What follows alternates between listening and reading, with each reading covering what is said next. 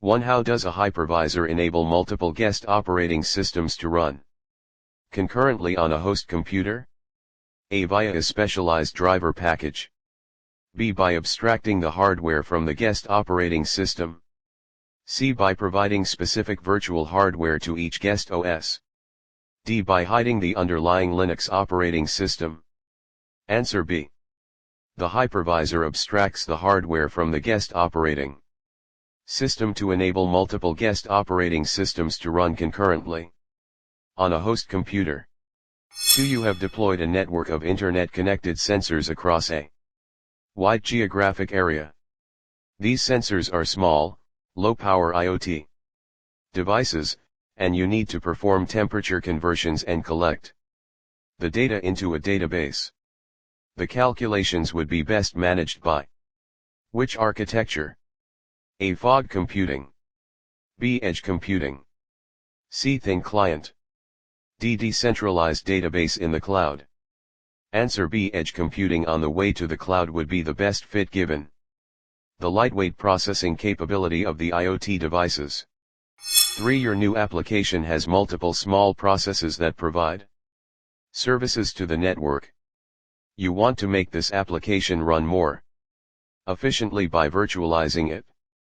What is the best approach for virtualization of this application?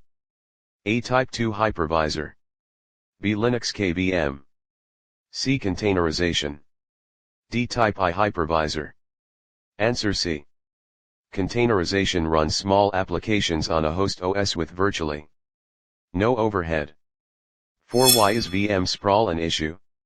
A. VM sprawl uses too many resources on parallel functions. B. The more virtual machines in use, the harder it is to migrate a VM to a live server. C. Virtual machines are so easy to create, you end up with hundreds of small servers only performing a single function.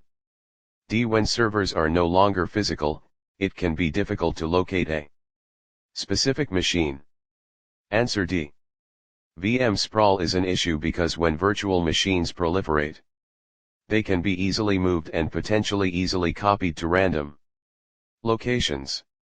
This can make finding a specific machine difficult without a carefully constructed and consistently managed organizational structure. 5. When doing incident response for your company, you review the forensics of several virtual servers and you see the attacker on the web server injecting code into uninitialized memory blocks. What attack is the attacker likely attempting? A. Denial of service attack on the hypervisor. B. VM escape. C. Containerization attack. D. Crashing the CASB. Answer B. Although all hypervisors actively try to prevent it, any flaw in memory handling could allow code that is maliciously placed in a block to be read by the hypervisor or another machine. This is known as VM escape.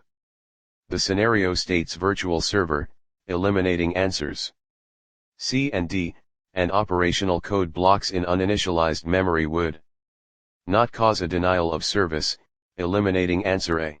6. You are planning to move some applications to the cloud, including your organization's accounting application, which is highly customized and does not scale well.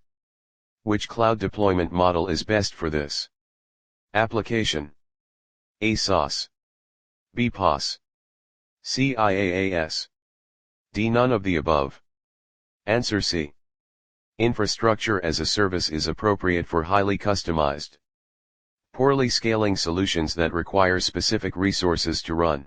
7. You need to move to the cloud a specific customer service module that has a web front end.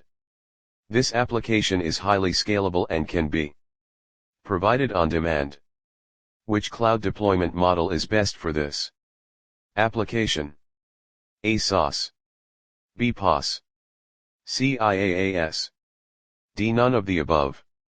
Answer A. Software as a service is suitable for delivering highly scalable, on-demand applications without installing endpoint software. 8. One of the primary resources in use at your organization is a standard Database that many applications tie into. Which cloud deployment model is best for this kind of application? A. SaaS. B. PaaS. C. IaaS. D. None of the above. Answer B. Platform as a service is suitable for standard resources in use by many other applications. 9. Which cloud deployment model has the fewest security controls? A. Private. B. Public. C. Hybrid. D. Community. Answer B. The shared environment of a public cloud has the least amount of security controls. 10. What is the primary downside of a private cloud model? A. Restrictive access rules. B. Cost. C. Scalability. D. Lack of vendor support. Answer B. A private cloud model is considerably more expensive, as it is a dedicated resource, negating some of the advantages of outsourcing the infrastructure in the first place.